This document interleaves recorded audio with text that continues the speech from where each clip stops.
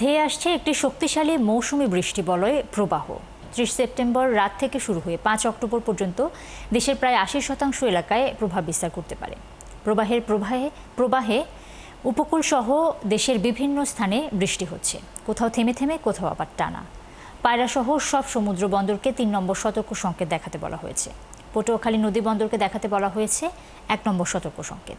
এদিকে অতিরিক্ত বৃষ্টিতে সাভার এবং নারায়ণগঞ্জে জলাবদ্ধতা তৈরি হয়েছে। সহকর্মীদের তথ্য ও ছবিতে প্রতিবেদন। আকাশ জুড়ে মেঘ। বুধবার সকালে কয়েক দফা বৃষ্টি হয়েছে পটুয়াখালী রাঙাবালিতে। পশ্চিম মধ্য বঙ্গোপসাগর ও তৎসংলগ্ন এলাকায় একটি সুস্পষ্ট লঘুচাপের প্রভাবে থেমে থেমে। মঙ্গলবার বিকেলেও বৃষ্টি হয় উপজেলা জুড়ে। পায়রাসহ সবকটি সমুদ্র বন্দরকে ৩ নম্বর স্থানীয় সতর্ক সংকেত দেখাতে বলা হয়েছে। বুধবার সন্ধ্যা ৬টা পর্যন্ত নদী বন্দরের জন্য দেওয়া আবহাওয়ার পূর্বাভাসে বলা হয়েছে ৪৫ থেকে ৬০ কিলোমিটার বেগে অস্থায়ীভাবে দমকা বা ঝোড়ো হাওয়া সহ বৃষ্টি বা বজ্রবৃষ্টি হতে পারে। এদিকে মঙ্গলবার রাতের বৃষ্টিতে তলিয়ে গেছে সাভার আশুলিয়ার বিভিন্ন এলাকা। সবচেয়ে বেশি দুর্ভোগে পড়েছে তেঁতুলঝরা ইউনিয়নের বাসিন্দারা। দুর্ভোগের প্রতিবাদে ঢাকা আরিচা মহাসড়ক অবরোধ করে বিক্ষোভ করেছে এলাকাবাসী। আজকে আটকা প্রায় এক সপ্তাহ আটকা কি করব, তার জন্য রাজপথে নামছি।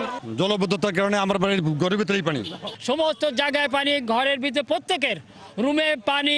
পোলা পানি স্কুলে যাইতে পারে না, ঠিক মতো খাইতে পারে না, পানির ভিতরে চলাফেরা করতে পারে না, অসুস্থ হয়ে যাইতাছে। মঙ্গলবার রাতে নারায়ণগঞ্জে টানা বৃষ্টি হয়েছে। এতে ফতুল্লা, কুতুবপুর, লালপুর, ইসদাইর, গাবতলী, সিহাচর ও শিবু মার্কেট এলাকায় জলাবদ্ধতা দেখা দিয়েছে। ডিএনডি এলাকা সহ নিচু এলাকায় বাসাবাড়িতে পানি ঢুকে পড়েছে। অন্তত ১০ লাখ মানুষ পানিবন্দী। এদিকে পটুয়াখালীর কলাপাড়ায় বুধবার সকাল ১১টার পর থেকে মুষলধারায় বৃষ্টি শুরু হয়েছে। সেই সাথে বইছে দমকা বাতাস। এর প্রভাবে কুয়াকাটায় বঙ্গোপসাগর উত্তাল। ৪ অক্টোবর থেকে মাছ শিকারে নিষেধাজ্ঞা শুরুর আগে শত শত ট্রলার গভীর সমুদ্রে মাছ শিকারে গেলেও সাগর উত্তাল থাকায় তীরে ফিরে আসছে। পূজার ছুটিতে কুয়াকাটায় ভ্রমণে আসা পর্যটকরা বৃষ্টি উপেক্ষা করেই উত্তাল সাগরে নামছে। শরতের এই বৃষ্টি আমন ফসলের জন্য আশীর্বাদ বয়ে আনলেও অতিবৃষ্টি হলে শীতকালীন সবজি ক্ষেতের ক্ষতি হতে পারে বলে জানান কলাপাড়া কৃষি কর্মকর্তা। হাসান আহমেদ, ৭১।